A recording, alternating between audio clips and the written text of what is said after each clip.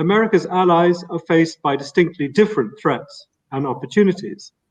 Whereas India and Japan are both involved in long-running wrangles over disputed territory in the Eastern Himalayas and the South China Sea, Australia and New Zealand are now confronted with the legacy of allowing China to become a dominant trading partner.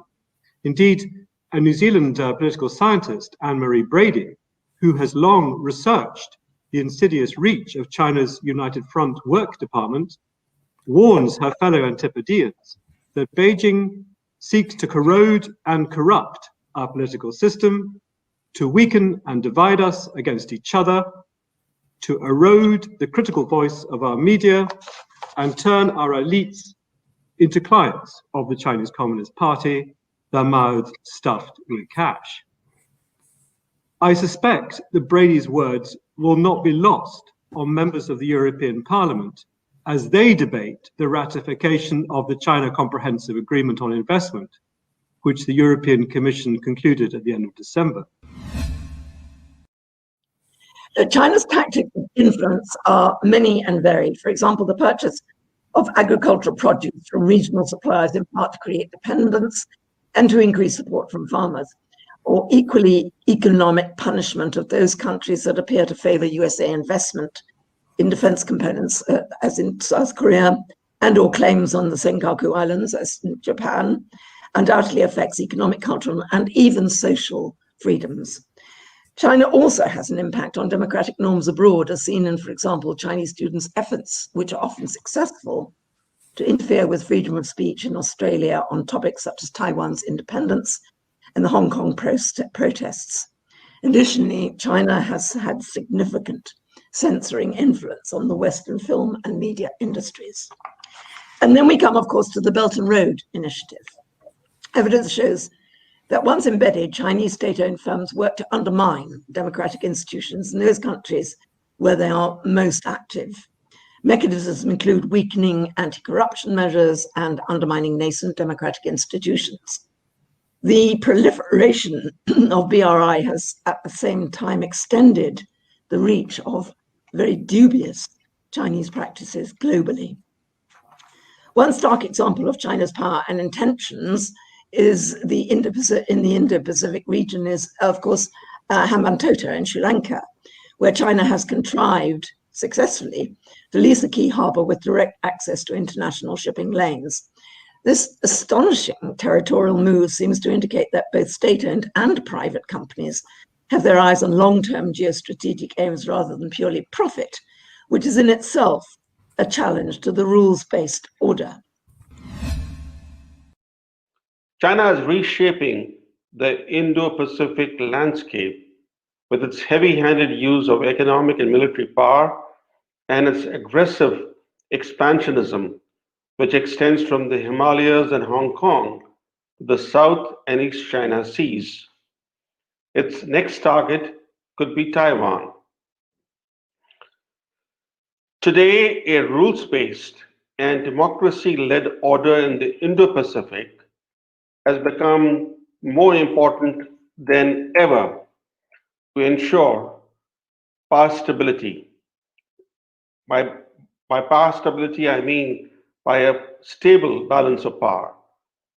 If the region's major democracies, from the US and Canada to Indonesia and India, leverage their growing strategic bonds to generate progress toward a broader concert of democracies, the vision of a free and open Indo-Pacific may be realized.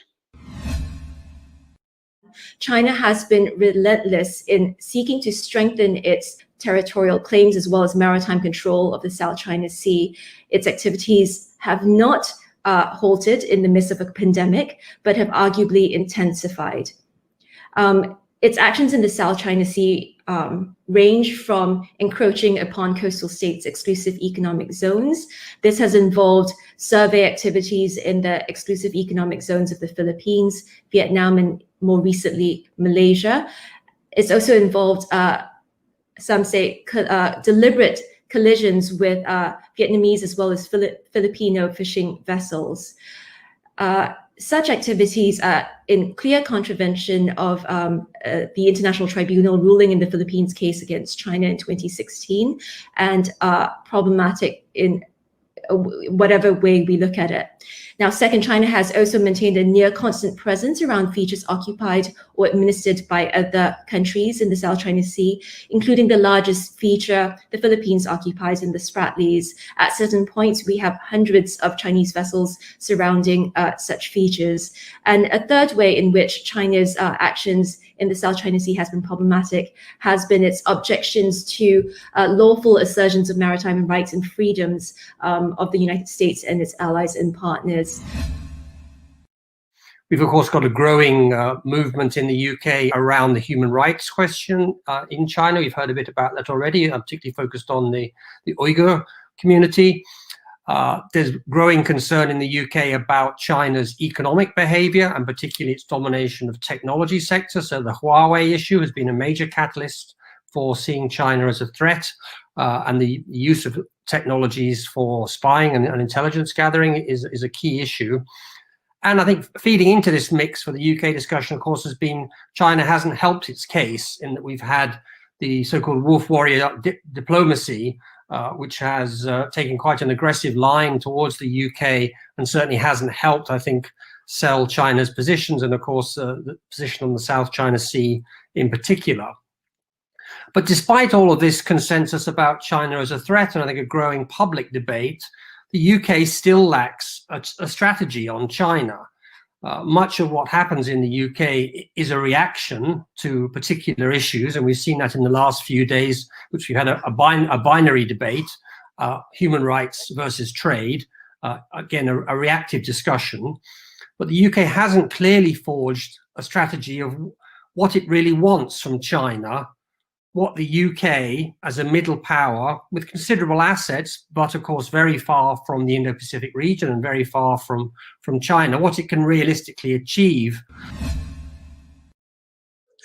There is a huge question for the global north or Western democracies, whatever you want to call it, or Europe and America. Why are we not able to incentivize countries and invest in those countries in as attractive a way as China is doing? And that goes right the way through China's involvement in Pakistan, through the Middle and Near East, and down the whole of East Africa in the Belt and Road Initiative. We have failed there to put together an adequate response to the development needs of those countries, and it is therefore unsurprising that China is stepping into that breach and taking advantage of that. That reflects very badly on the way in which we've approached this, I think.